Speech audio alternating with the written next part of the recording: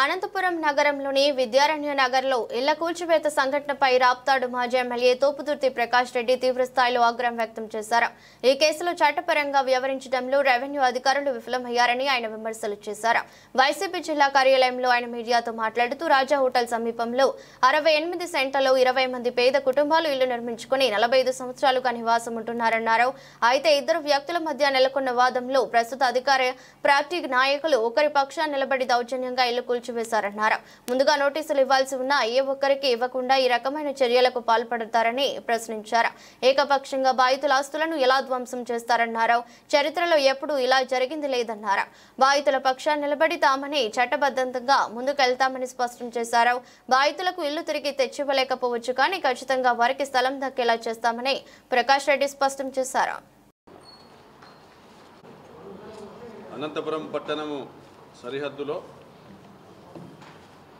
కళ్యాణదుర్గం రోడ్లో రాజా హోటల్ ఎదురుగా పాపంపేట పొలంలో సర్వే నంబర్ 106లో దాదాపుగా 68 సెంట్లలో 45 సంవత్సరాలుగా నివాసం ఉంటున్నటువంటి దాదాపుగా 20 కుటుంబాలను చట్టవిరుద్ధంగా హైకోర్టు ఆదేశాలను ధిక్కరిస్తూ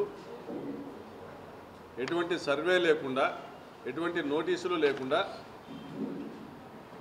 వారి భవనాలను కూల్చేసి ఎవిక్షన్ చేయడం జరిగింది. ఇది ఎంత ఘోరమంటే నాకు తెలిసినంత వరకు అనంతపురం పట్టణంలో కానీ అనంతపురం పట్టణ సరిహద్దుల్లో కానీ ఇంత దుర్మార్గంగా 150 మంది పోలీసులను తీసుకొచ్చి ప్రైవేట్ సైన్యాన్ని మారించి రెవెన్యూ అధికారులు, పోలీస్ అధికారులు, తెలుగుదేశం పార్టీ కార్యకర్తలు అందరూ మూకమ్మడిగా ఒకరికొకరు సహకరించుకుంటూ పాపంపేట ప్రాంతంలోని పేదల నివాసాలపై దాడులు చేసి వారి ఉన్న ఫలంగా వారి సామాన్లను బయట గిరాటేసి వారి జేసీబీలు పెట్టి వారి ఇళ్లను కూల్చేసి వారి హృదయ విదారక రోదనల మధ్య ఆవేశాల మధ్య జయకేతనాలు ఎగురవేసేటువంటి సందర్భం ఈరోజు పరిటాల సునీత పరిటాల కుటుంబం ఆధ్వర్యంలో జరిగిందని తెలియజేస్తా ఉన్నా. ఒక వ్యవస్థ ఇంత నిర్వీర్యం కావడానికి కారణం ఎవరు? మరి జిల్లా కలెక్టర్ గారు ఏం చేస్తున్నారు? ఆర్టీఓ గారు ఏం చేస్తూ ఉన్నారు? జిల్లా ఎస్పీ గారు ఏం చేస్తున్నారు? రాష్ట్రంలో ప్రభుత్వం ఉందా? రాష్ట్రంలో రాజ్యాంగం అమలవుతా ఉందా? నేను ప్రశ్నిస్తూ ఉన్నా. హైకోర్టు ఇచ్చిన ఆర్డర్ ఏంటి? మీరు అమలు చేస్తూ ఉన్నదేంటి? ఒక 420 విధవ తనకు సంబంధం లేని ఆస్తులపై అనేక దఫాలుగా కోర్టును అప్రోచ్ అవుతూ కోర్టులను తప్పుదారి పట్టిస్తూ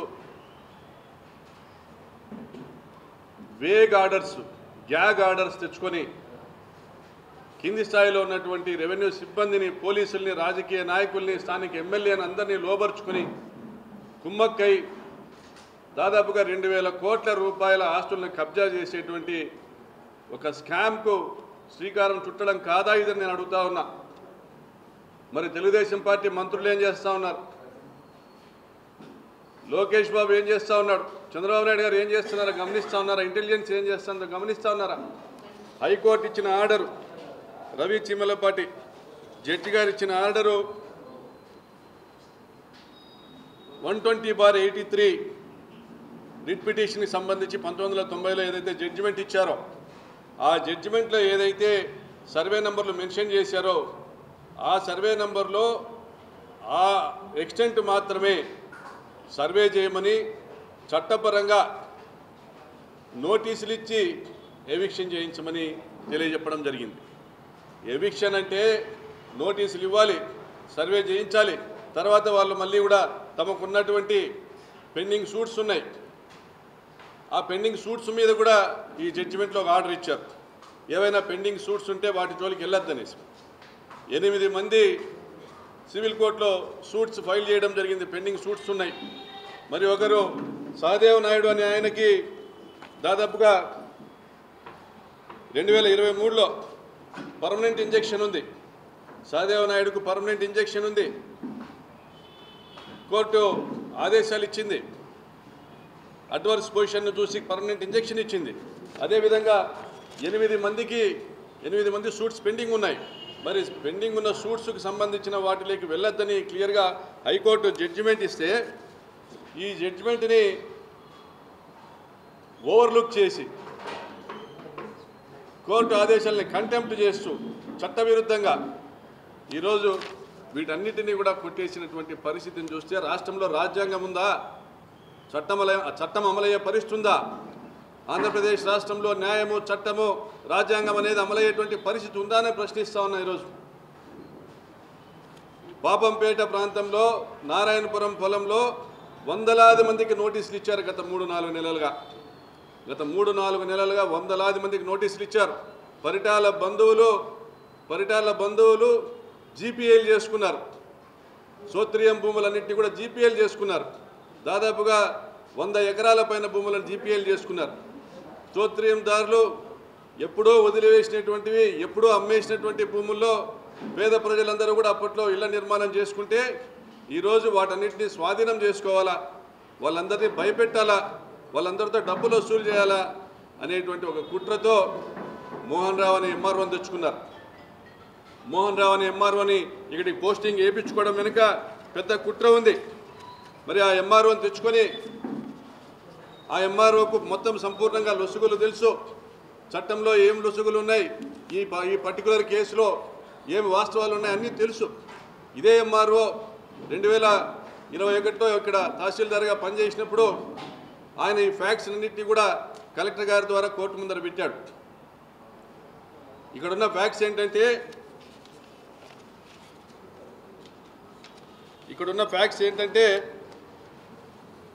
1983లో ఏదైతే ఆర్డర్ ఇచ్చారో ఎల్జీఓపీ నంబర్ 120 ల్యాండ్ గ్రాబింగ్ కోర్టులో 1983లో ఏదైతే రిట్ పిటిషన్ ఫైల్ చేశారో ల్యాండ్ గ్రాబింగ్ కేసు అంటే మున్సిపాలిటీలోని భూములకే వర్తిస్తుంది. అందులో ఈ ల్యాండ్ గ్రాబింగ్ కేసులో వీరు షెడ్యూల్ చూపించింది. Property situated with in the municipal limits of Anantapur district, survey number 106-1, survey number 106-2, 119-2. ఇందులో 68 సెంట్లు సర్వే నంబర్ 106-1లోను, ఎకరా 5 సెంటు 119-2లోను. ఇది ల్యాండ్ గ్రాబింగ్ కోర్టు ఇచ్చినటువంటి జడ్జిమెంట్. ఈ సర్వే నంబర్లలో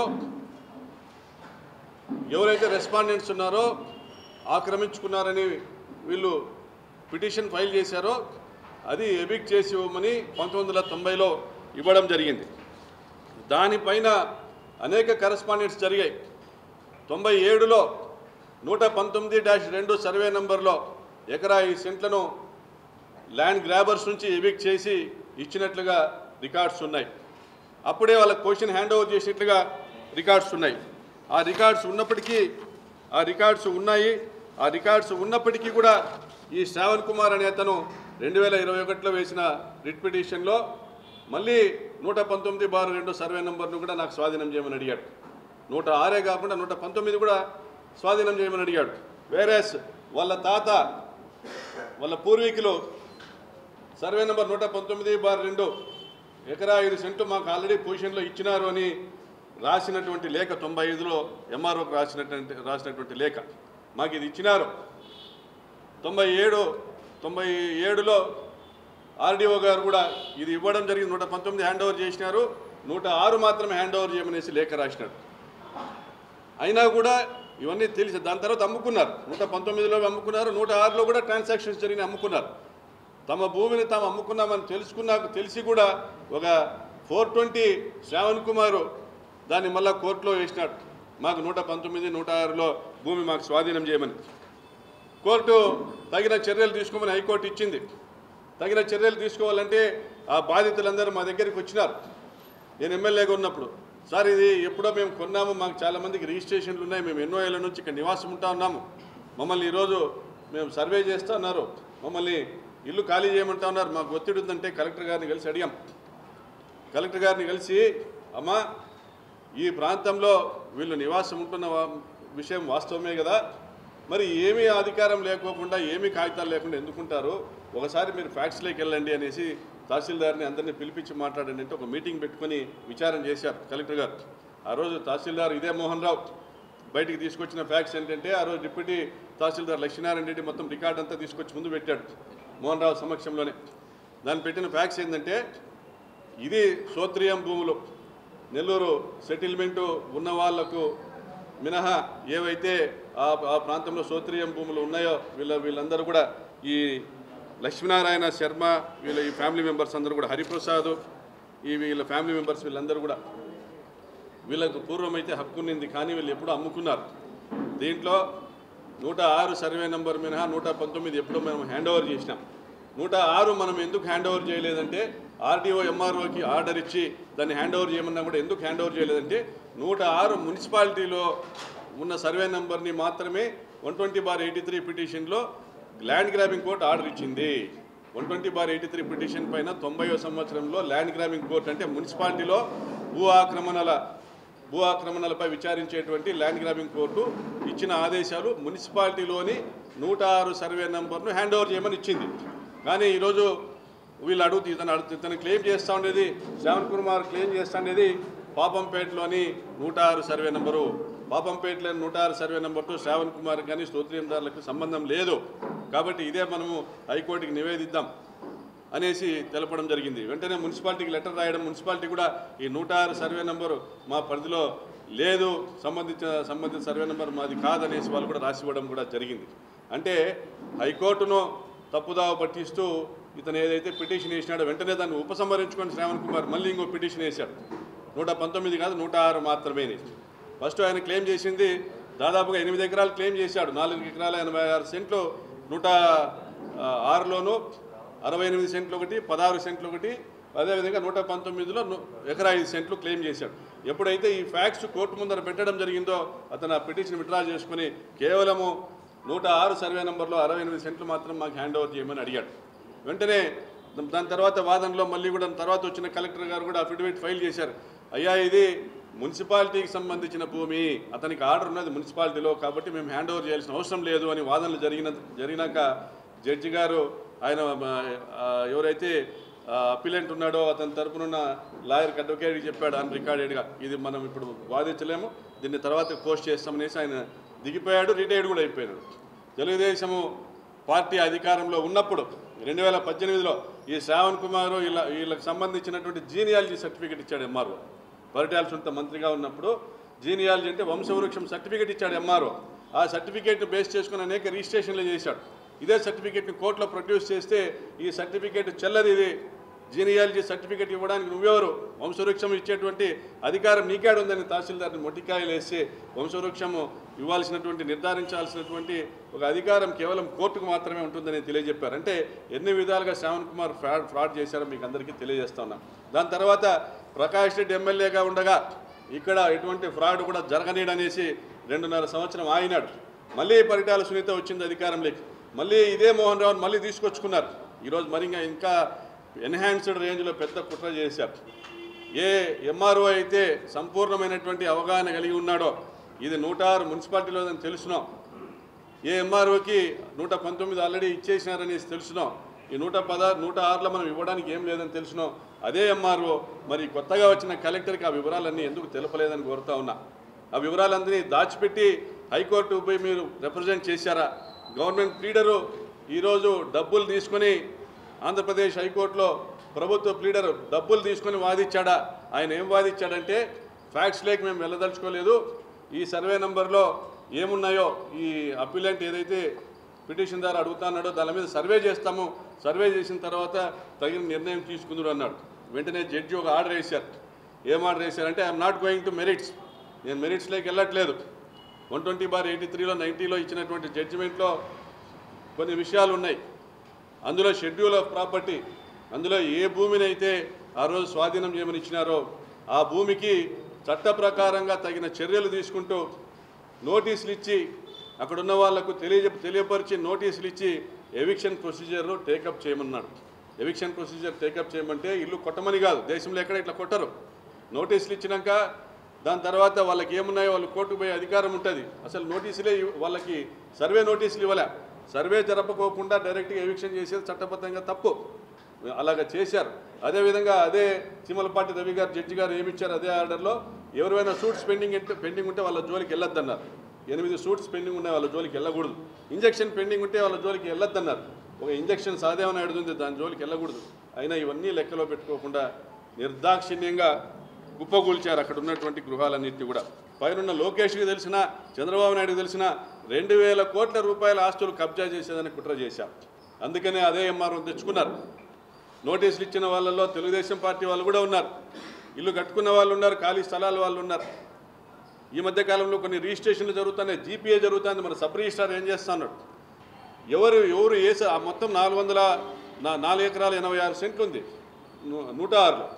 ఆ 106లో ఏ 68 సెంట్లు వీళ్ళకి హ్యాండ్ ఓవర్ చేయాలనేది కూడా సర్వే చేయాలి. దాని హద్దులు లేవు, ఏం లేవు. మరి ఇంత ఘోరంగా ఇంత నిర్దయ ఈ ప్రభుత్వం వ్యవహరిస్తుందంటే దీని వెనకాల ఎవరున్నారు?